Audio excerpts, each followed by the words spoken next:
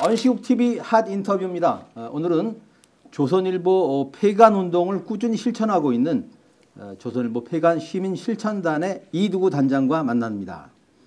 어서 오십시오. 예, 안녕하십니까. 세종로에는 전 이렇게 부르는데 조선일보 타운이 있죠?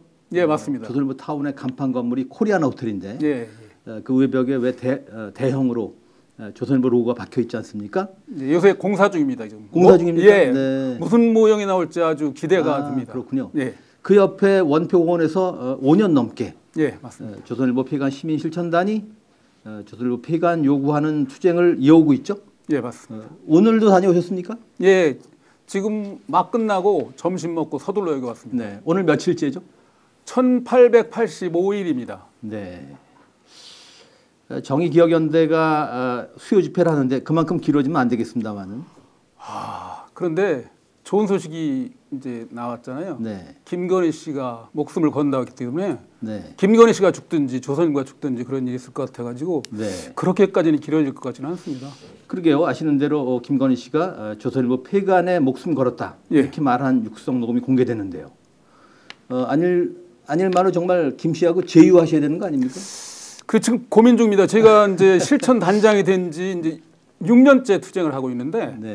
실천 단장이 된 것이 작년인데 겨우 1년밖에 안 되는데 그 자리를 내야 되는 건지. 그러게요. 네. 그분을 특별하게 또 명망도 있고 재산도 있고 하시기 때문에 큰 도움이 될 것 같아서 네. 단장으로 모셔야 되는 건지 지금 네. 단원들과 고민을 하고 네. 있습니다. 심각하게 한번 고민을 예. 해보셔야겠습니다. 예. 우선 이런 질문 한번 드려보죠. 조선일보 폐간 시민실천단 예. 어떤 단체인가요? 글쎄요. 잘 아시겠지만 조선일보가 그러니까 1919년 3.1혁명 다음에 뭐 일제의 문화정책의 일환으로 조선일보가 창간이 됩니다. 그게 바로 1920년 3월 5일입니다. 그리고 동아일보도 4월 1일인가 같은 해에 두 신문이 창간이 되는데 그동안 두 신문이 저지러온 폐악질이 보통이 아니거든요. 그런데 그 100년을 축하하는 것을 그대로 두고 볼 수 없다는 깨어있는 시민들이 뭔가를 하자. 그래가지고 처음에 시작한 것입니다. 그래서 2020년 1월 1일부터 시작한 거예요. 그 당시에는 말씀드린 대로 조선일보와 동아일보를 함께 타격을 하자. 네. 그래서 조선동아 폐간을 주장해서 이제 이끌어오다가 또 시민들이 지나가는 시민들 그런 거예요. 중앙일보는 어떠냐 그렇게 말씀하시니까 중간에 조중동 폐간 시민 실천단이 있었습니다. 네. 그런데 현실적으로 세계 신문을 타격한다는 게 쉽진 않고 네. 그리고 또 본질적으로는 조선일보, 중앙일보, 동아일보는 저희들은 이 조직폭력배 수준이라고 생각하거든요.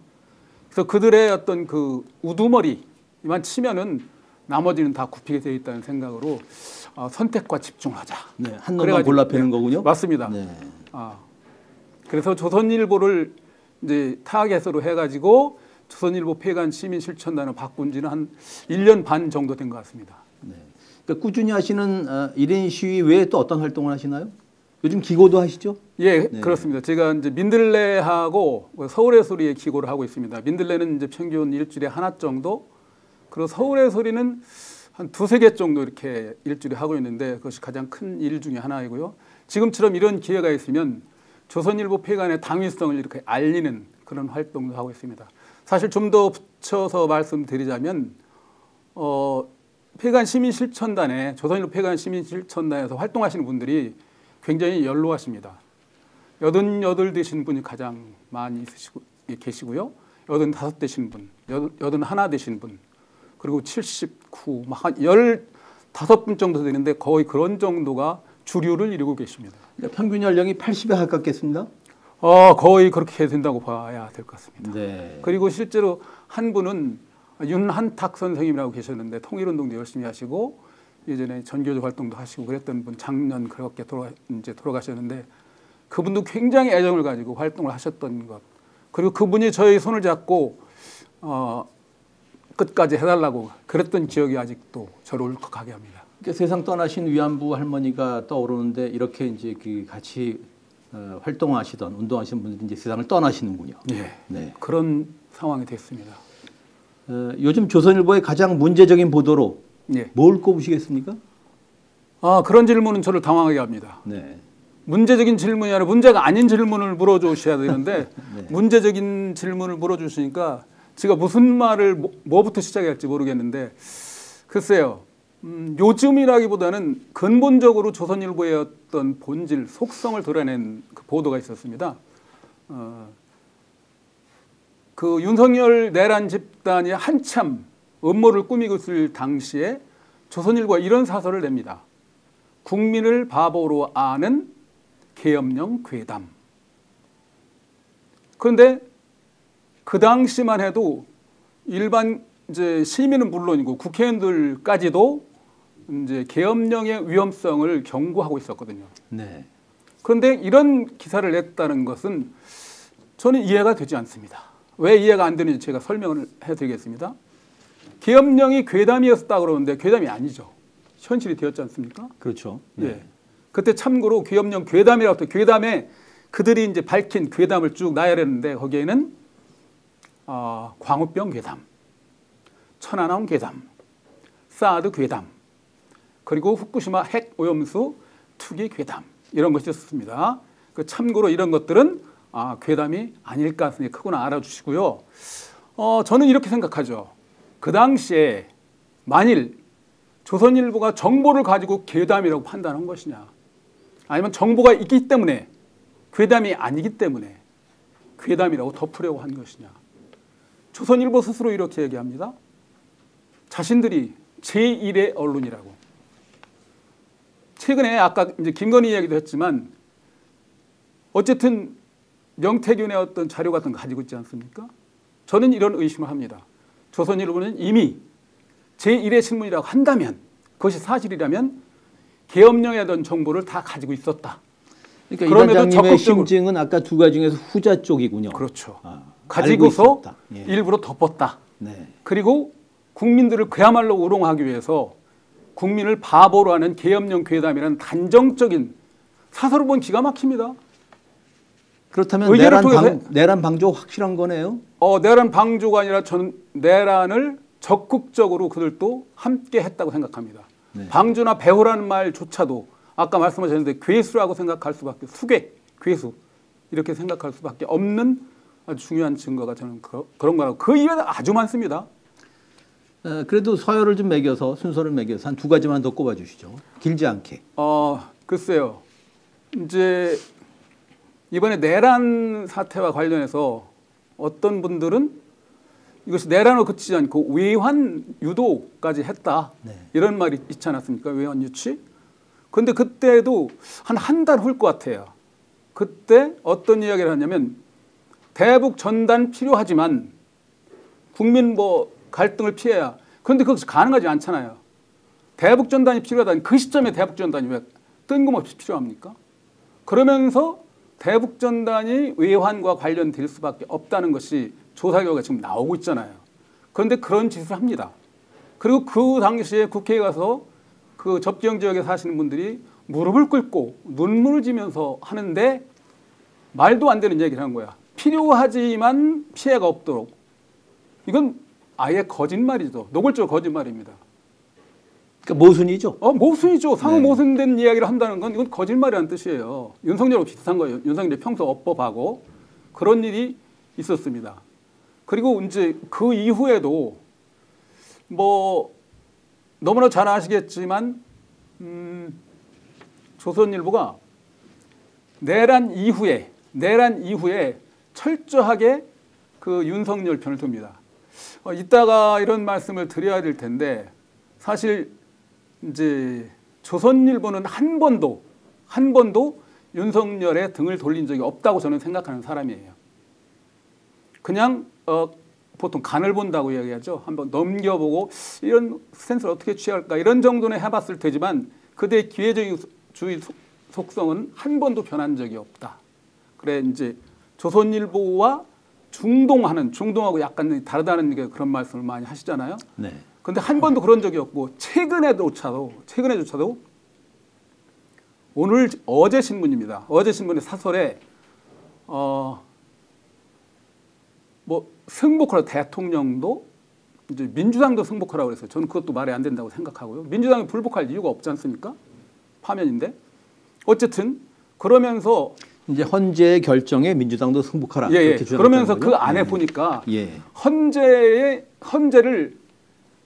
흠집을 잡는데 헌재의 결정은 근본적으로 문제가 있다는 논리를 같은 사설에서 이야기를 합니다.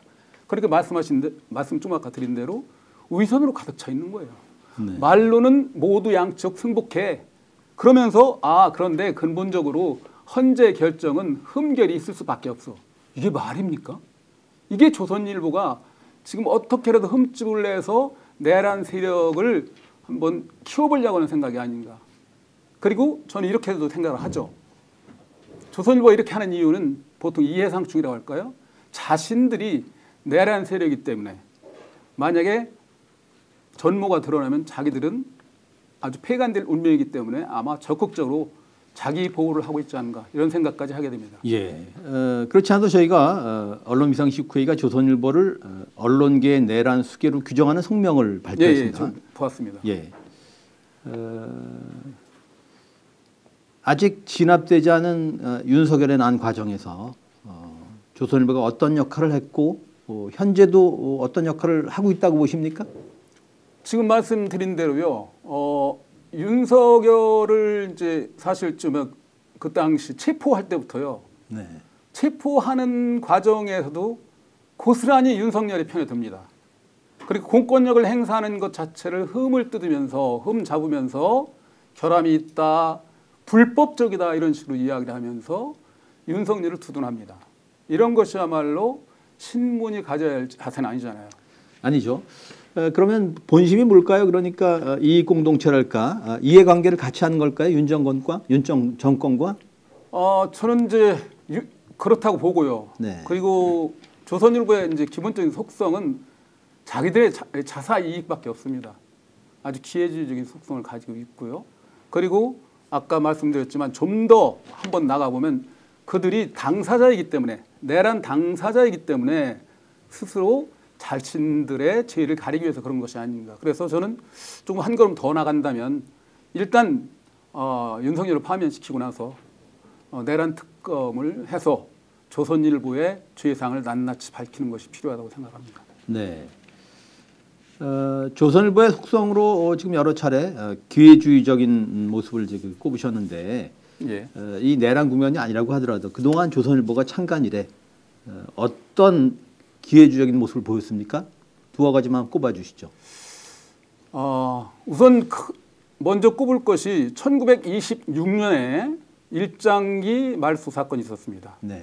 그 당시에 동아일보는 한 10개월 가까이 정관을 했습니다. 네. 그리고 조선중앙일보인가 여운현 선생님이 이끌던 네. 신문 끝내 폐간에 이르렀습니다. 그랬더니 조선일보 방응모 사장, 그 당시에 조선일보 방응모 사장이에요. 1933년에 인수해서 3년째 됐는데 이 사람은 이것이 우리에게 기회다. 그래서 그 사람이 전국적으로 행사를 하러 다닙니다. 조선일보에 아주 하늘이 주신 기회라는 어떻습니까? 그러니까 남의 불행은 나의 행복이라는 네. 전형적인 태도를 보이고 있습니다. 이게 바로 방응모 조선일보입니다. 저는 사실 조선일보가 가끔 이런 얘기를 하잖아요. 우리 민족지로서 역할했다. 있습니다. 고천에. 방응모가 인수한 이유는 단 한 번도 없었습니다. 네. 본격적으로 친일 반민족 행위를 했습니다. 그리고 또 하나 더 이제 그들의 기회주의 행태를 하나 소개를 해드린다면 너무나 잘 아시겠지만 1980년도에 살인마 전두환이 정권을 잡습니다. 네. 그런데 그 당시에 국보위라는 것이 있었어요. 그렇죠. 그런데 거기에 의원으로 그 당시 조선일보 사장이던 방우영이 참여했죠. 방우영. 네. 그러니까 지금 방상훈 씨의 작은 아버지입니다. 네. 그 사람이 의원으로 참여합니다. 네. 거기서 한 일이 무엇입니까? 언론 통폐합했죠. 언론 통폐합. 네. 그것도 저는 용어가 잘못됐다고 생각을 하거든요. 네. 통폐합이란 말은 그래도 약간 중립적이잖아요. 네. 마치 애들이 뭐 자신들이 폐간되었다고 하는 거, 강제 폐간되었다는 거 비슷한데 어쨌든 그런 그러니까 못된 그 짓을 용어 했습니다. 자체도 프레임이군요. 그렇죠. 저는 네. 그렇게 생각합니다. 그래서 조선일보는 남들이 하지 않는 일을 자기 회사의 이익을 위해서 네. 국가라든지 사회라든지 이런 건 도외시하고 자신들의 이익을 위해서 그 짓을 하는 행태를 보입니다. 네. 그리고 하나 더 지금도 그렇다고 봅니다. 네. 저는 내란 DNA라고 부르고 싶은데 예, 말하자면 5.17도 광해 내란 아닙니까? 군사 쿠데타 아닙니까? 당연하죠. 예. 그 내란 세력하고 협력해서 어찌 보면 자산은 좀 그로 인해서 주어졌을지 모르지만 언론을 피폐하게 만들었지 않습니까? 예, 맞습니다. 네. 그런 내란 DNA가 지금까지 이어지고 있는 게 아닌가. 저도 적극적으로 그런 동의합니다. 생각입니다. 예. 조선일보가 말이죠. 예. 극우 단체 광고를 일면에 실었습니다. 예, 예.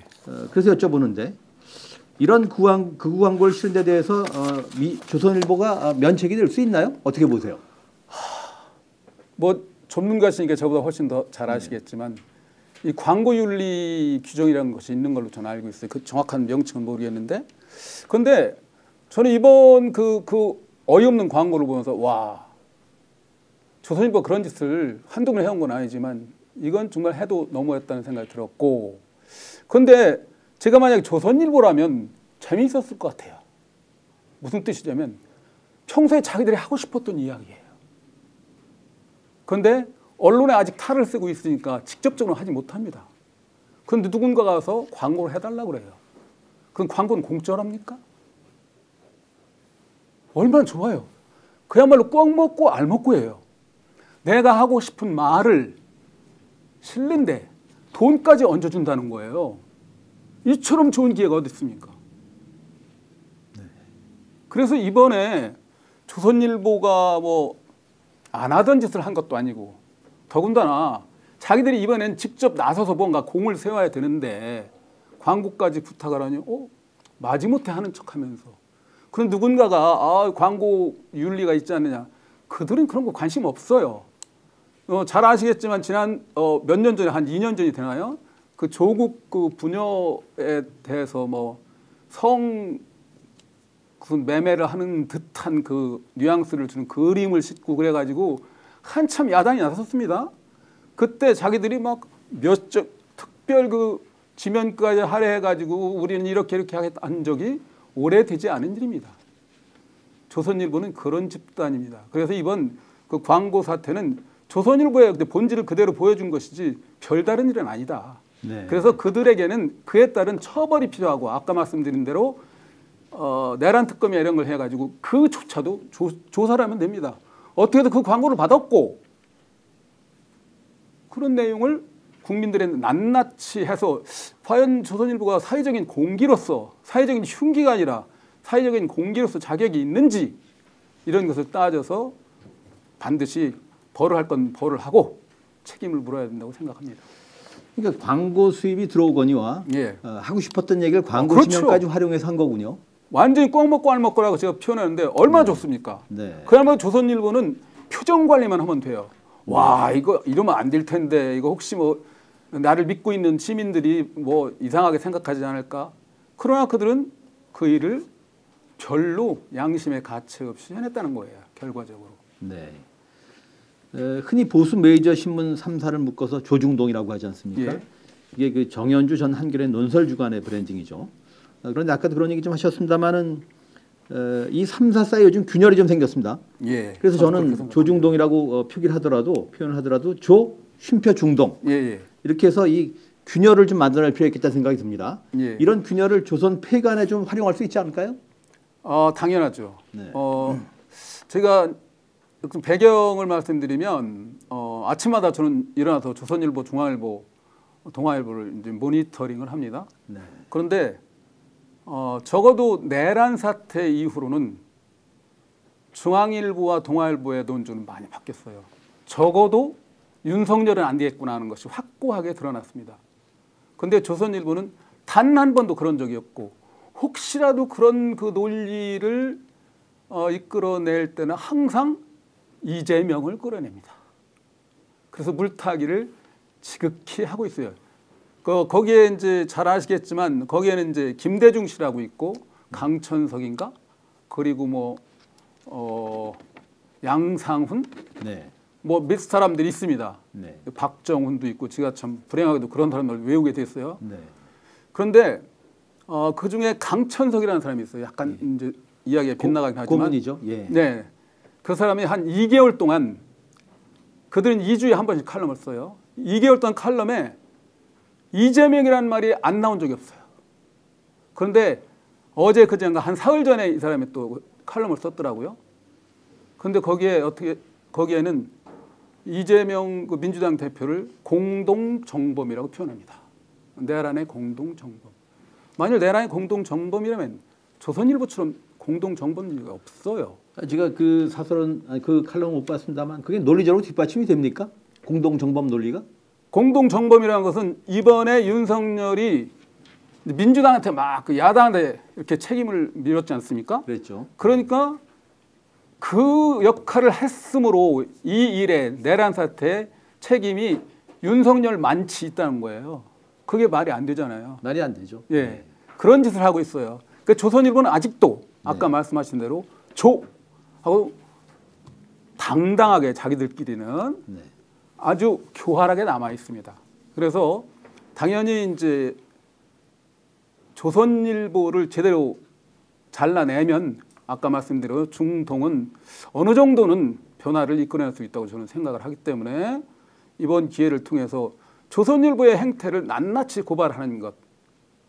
물론 뭐 능력이 있어가지고 동아일보라든지 중앙일보와 비교해서 할 수도 있겠지만 조선일보 자체로서 죄악이 되는 것들을 분명히 알리는 것으로 충분하다고 저는 생각합니다. 반드시 그 점은 짚고 가야 된다고 믿습니다.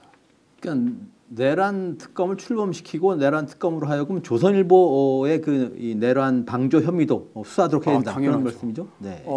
사실 이제 약간 논리가 이야기가 빗나가는지 모르지만 이제 잘 아시겠지만 프랑스나 이런 데는 네. 그 비시 정권에 협조했다든지 그런 사람들을 언론인들도 아주 가혹하게 벌하지 않았습니까? 그리고 이제 드골이라는 사람 같은 경우는 언론인은 더 가혹해야 된다. 이제 사회적 영향력을 생각해가지고. 그런데 우리는 그런 일이 없었어요. 반민특위 같은 것이 흐지부지 돼가지고. 그런데 한 번도 그런 일이 없었는데 다행히 이번에 노골적으로 그런 것이 드러나 보이기 때문에 말씀하신 대로 내란 특검을 해서 언론이 얼마나 반민주적 행태를 보였는지 그리고 사회적인 어떤 공개 역할을 저버리고 오히려 사회적인 흉기로 돌변했는지 돌변이 아니라 뭐 처음부터 그랬으니까 그런 실상을 알려서 국민들로 하여금 이것을 언론으로 놔둘 것이냐. 사실 저는 언론이 지나치게 특권을 누리고 있다고 생각하는 사람이에요. 그런 것들을 반드시 박탈, 더 나가서 폐간까지 이어진다고 생각을 합니다. 네. 아예 아까 몇 사람 실명을 꼽으셨는데 네. 주관적인 평가라고 할 수 있겠습니다만은 그럴 때 말하자면 손꼽을 만한 조선일보의 전 현직 필진 예. 한 세 사람만 대표적으로 꼽는다면 누굴 꼽으시겠습니까? 전직 현직 포함해서? 뭐 조선일보의 전설이라고 이제 하는 김대중 씨를 반드시 꼽아야겠죠. 네. 저는 김대중 대통령을 굉장히 존경하기 때문에 조선일보 김씨라고 부릅니다. 김대중 씨라는 말을 함부로 쓰지 않기 위해서. 네. 그리고 말씀드린 대로 강천석이라는 사람, 예. 이재명 제가 얼마 전에 제가 이제 글을 쓰는 것에다가 이재명 기생인인가 이렇게 이제 제목을 붙였습니다. 네. 그 이유는 아까 말씀드린 대로 2달 동안 칼럼 제목에 이재명을 빼놓은 적이 없어요. 네. 이 사람은 이재명 없이는 못 살겠구나. 그래서 기생충이라고 쓰려다 그래도 저는 이제 품격이 있으니까 조선일보보다는 품격이 있지 않습니까? 네. 그래서 뭐 기생자 이런 말 쓰려고 그러면 기생인 이렇게 사람인을 붙였습니다. 앞으로는 그것도 좀 고려를 해야 될 것 같고 그 다음에 양상훈이라는 사람이 있습니다. 현재 주필이죠. 네, 양상훈이라는 사람이 어젠가 그런 걸 썼어요. 윤석열에게 6개월 임기를 주고 뭐 그에게 뭐 개헌을 할 수 있도록 하자는 식으로 얘기했습니다. 그 노림수 꼼수가 뭐라고 보세요? 6개월을 준다는 건 무슨 뜻이에요 이게? 헌재가 뭐예요? 저 글을 파면하지 말고 그냥 기각하라는 뜻 아니에요? 그런 말도 안 되는 소리가 어디 있습니까? 네, 그럴 수도 있겠습니다만 예. 제가 본 이제 글에서는 예. 6개월 이렇게 유예를 하게 되면은 이재명 2심 재판이 당연하죠. 확정되는 거죠. 예, 당연하죠. 결국 이재명 발목 잡기의 그 일환, 새로운 논리 개발한 게 여러 아닌가. 가지 자기 머릿속에서는 여러 가지 어떤 그 술책이 있을 겁니다. 네. 우습죠. 네. 근본적으로 말이 안 되는 소리를 했으니까 그건 따질 것도 없다고 봅니다. 그 나머지 가능성에 대해서는 당연하죠. 이들은 뭐 지금도 이제 오늘 그 조선일보를 보면 1면과 2면 거의 여기가 이재명 언제 재판이 끝나고 그리고 개헌 그래서 논점을 흐리고 물타기를 하고 이재명을 잡아 끌고 이런 식으로 다 채워져 있습니다. 조선일보가 오늘 그렇습니다. 그래 지금 말씀하신 대로 6개월 후에 무슨 개헌 이런 거 근본적으로 윤석열은 내란 범죄이기 때문에 만약에 그를 다시 대통령으로 한다면 무슨 짓을 할지도 모르고 그리고 6개월이 하면 희망사항일 수 있지만 그건 말도 안 된다고 저는 생각합니다. 네, 여러 가지로 말이 안 되지만은 예? 그러니까 이런 측면, 그러니까 개헌을 막기자는 이야기인데 아니 그 헌정을 물란케 한 국사범 아닙니까? 예. 그런데 헌법 개정을 맡긴다는 게 논리적으로 무슨 아닙니까?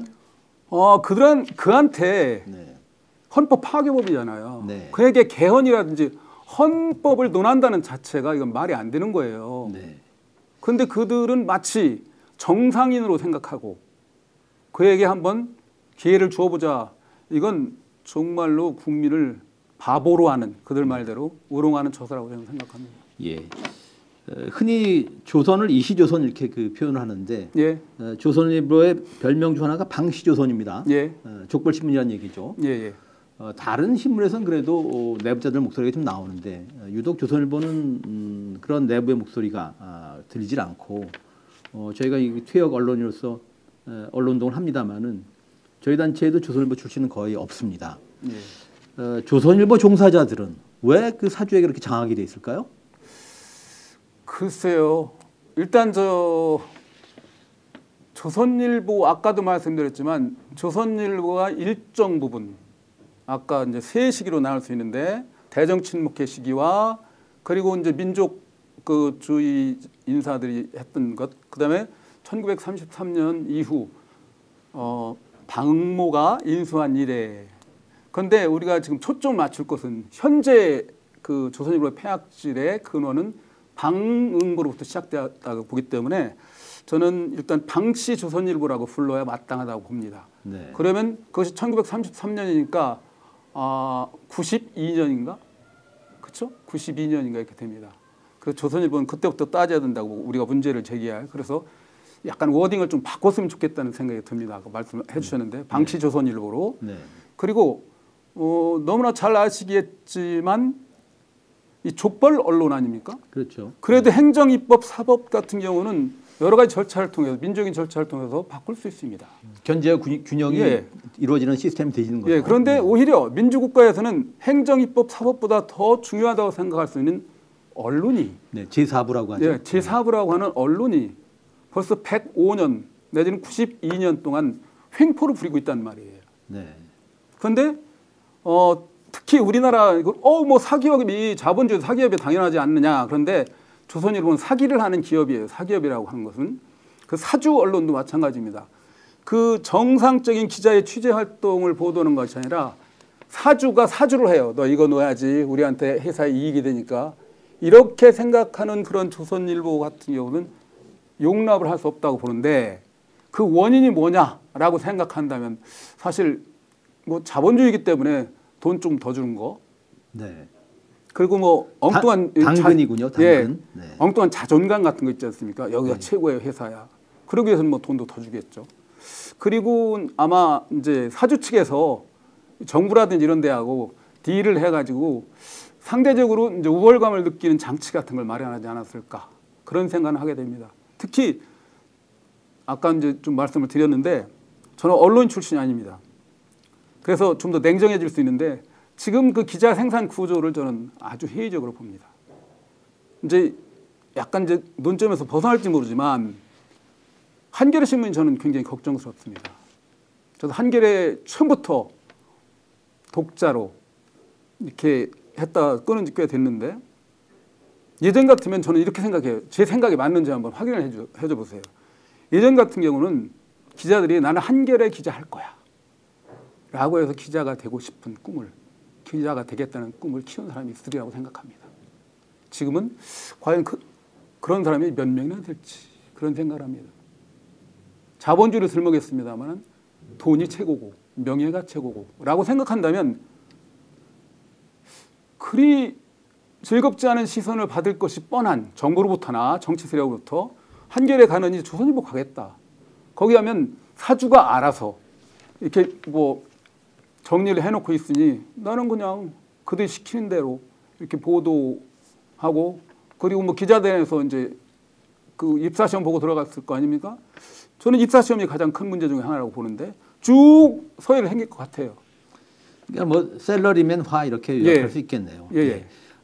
이 단장님에 대해서는 사실 별로 알려진 게 없는 것 같습니다만 카톡 상태 메시지를 보니까 대한민국 교사라고 적으셨더군요. 교사 출신이신가요? 제가 교사 출신인데 혹시 제가 무슨 교사를 했을 것 같다고 저는 고등학교 교사 출신입니다. 그러시군요. 뭐 하시는 일 봐선 역사 교사 같은데 아닌가요? 한 번 더 기회를 드리겠습니다. 네, 역사 교사가 아니다. 그럼 사회과 교사인가요?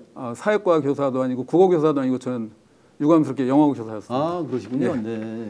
그래 뭐 그렇게 언론에 대해서 관심을 많이 가지고 특히 저는 외신에 대해서 관심을 많이 가졌던 편이에요. 이제 과가 그러니까 최근에 조선일보가 홈트루스라는 말이 있었어요. 홈트루스라는 말이 뼈아픈 어떤 그 진실 같은 건데 조선일보가 막 대강 문경을 보고 참 우습다 자식 공부 좀 하지 그런 적도 있었는데 어쨌든 저는 조선 그 영어 교사 출신인데 조선일보 폐악지를 보고 참을 수 없어서 뭐 언론 운동에 뛰어들었습니다.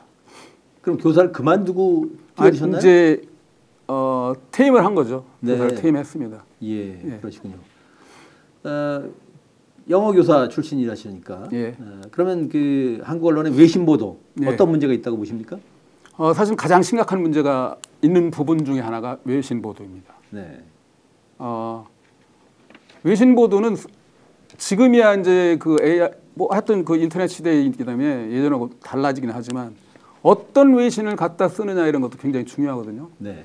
그때 예를 들면 아주 지방지 같은 거 거의 뭐 그쪽에는 알려지지 않은 소식 같은 것이 자기가 필요하다고 당겼으면 얼마든지 국내 여론을 호도할 수 있고 조작할 수 있습니다. 제가 이제 비근한 얘기긴 하지만 영어하고는 좀 다르지만 지난번에 조선일보가 그게 저 뭐 한국계 고등학교인가요? 일본에서 그런 거 있었잖아요. 그래서 뭐 저 야구대회에서 우승을 하고 대서특필을 했습니다. 그런데 정작 일본 사람들은 거의 관심이 없었어. 미안하지만 일본 사람은 거의 관심이 없었습니다. 그 사람들은 그게 뭐 어떻다고. 그리고 실제로 잘 아시겠지만 그때 한국인 선수는 단 한 명도 없었어요. 선수 중에. 그런 것들이 마치 일본에서 막 대단히 큰 센세이션을 일으킨 것처럼 보도하는 것. 이런 것에 대해서 영어하고 이제 약간 벗어나긴 했지만 외신을 지금은 좀 냉정하게 그 확인하는 시스템이 필요하다고 저는 봐요. 외신에서 가장 아직도 미안하지만 국민들 중에는 외신하면 이거 그래 공정하고 뭐 믿을만해라고 생각하는 약간 그런 경향이 있잖아요. 그걸 악용하는 것을 경계해야 된다고 봅니다. 지금 꼽으신 사례는 말하자면 뭐 국뽕보도다 이런 말씀 같습니다. 그렇죠. 이번에 이제 일본 그 야구대회 같은 거 그런 것은. 자, 조선일보 폐간 언제 어떤 식으로 이루어질지 전망을 좀 해보신다면 어떤 말씀을 주시겠습니까? 굉장히 어려운 말씀을 하셨는데 처음에 제가 말씀드린 대로 김건희 씨가 희망을 많이 줬어요. 김건희 씨가 이제 목숨을 건다 그랬기 때문에 뭔가 가시적인 변화가 있을 거다.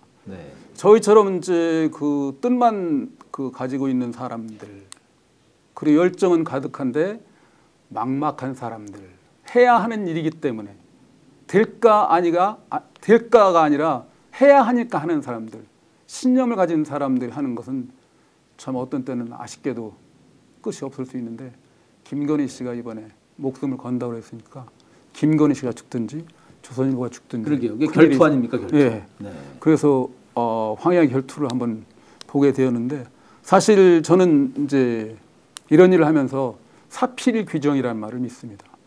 사필 규정.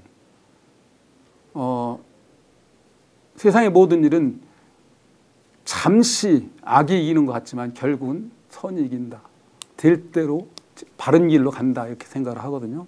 이번에 그 윤석열의 내란 사태도 마찬가지거든요. 정말 동토했었잖아요.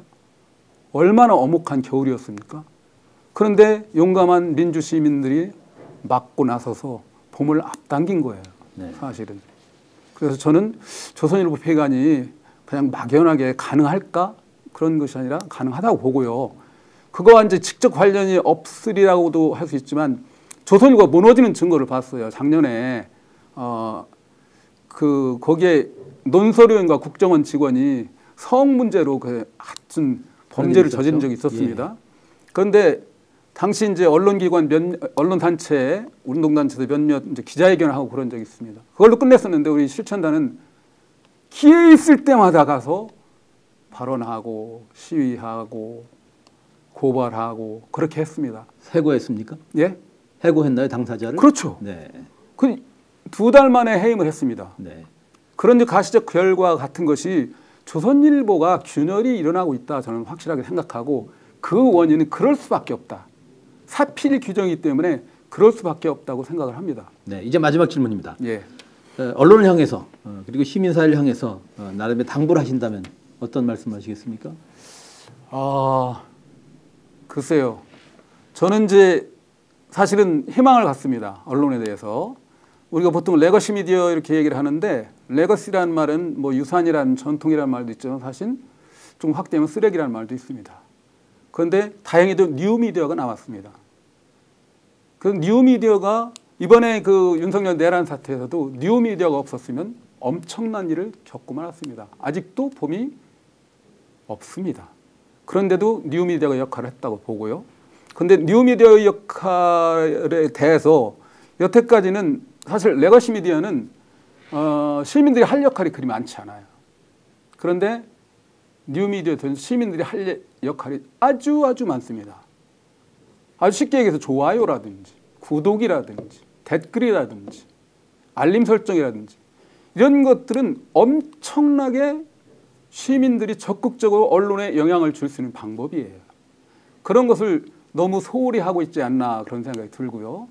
그 다음에 이제 우리가 언론운동이라든지 진보운동, 시민운동, 이제 어떤 말을 쓰든지 그런 단체에서 사실은 이번 윤석열 내란 이전도 그렇고 지금도 그렇고 언론에 대해서 너무 소홀하게 생각하고 있다. 언론이 할 수 있는 역할에 대해서, 특히나 부정적인 역할에 대해서 너무 소홀하게 생각하고 있지 않은가, 그렇게 생각을 합니다. 그래서 저는 이런 생각을 하죠. 언시국이 이제 중심이 되었으면 좋겠는데, 진보 단체가 모여서 적어도 이번 그 조선일보가 내란 사태에서 했던 역할에 대해서 진상을 밝히는 모임 내지, 그리고 사실 조선일보가 가로막고 서 있는 것이 우리가 보통 통일, 환경, 교육, 지역, 농업 이런 문제들 모두에서 딴지를 놓고 있어요. 노동이라든지 이런 문제에 대해서. 그러면 당연히 그런 문제를 가지고 있다고 느끼는 단체들이 모여서 연합해서 조선일보 하나 혼내지 못합니까? 너무 범위가 넓은데 내란 백선 어떻습니까? 조선일보가 내란 과정에서 한 일. 그런 것도 당연히 좋죠. 네. 그래서 그런 그 자료를 통해서 국민들한테 공감대를 얻는다면 네. 조선일보의 목줄을 더 확실하게 조일 수 있다고 저는 생각을 합니다. 네, 알겠습니다. 언시국 TV 핫 인터뷰, 오늘은 이두구 조선일보 폐간 시민 실천단장을 만났습니다. 고맙습니다. 고맙습니다. 고맙습니다.